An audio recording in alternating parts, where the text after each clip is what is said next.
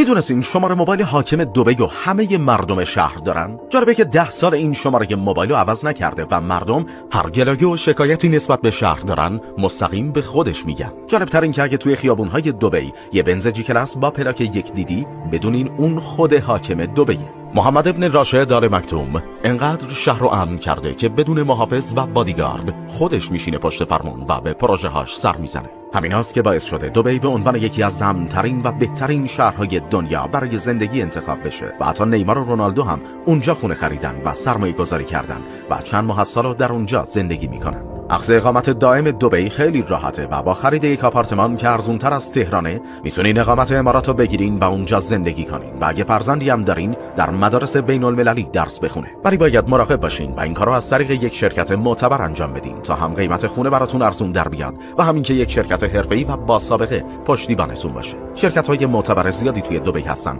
که معتبرترینشون شرکت AKT هستش. AKT برترین فروشنده بسیاری از غول‌های سازنده املاک دبی مثل اعماره. حتی شما میتونین خونتون رو به صورت قسطی بخرین و طی چند سال هزینه‌اش رو پرداخت کنین. کسایی که از طریق AKT ملک میخرن بلیت پروازشون به دبی و همچنین هزینه هتلشون و مهمان شرکت AKT هستن.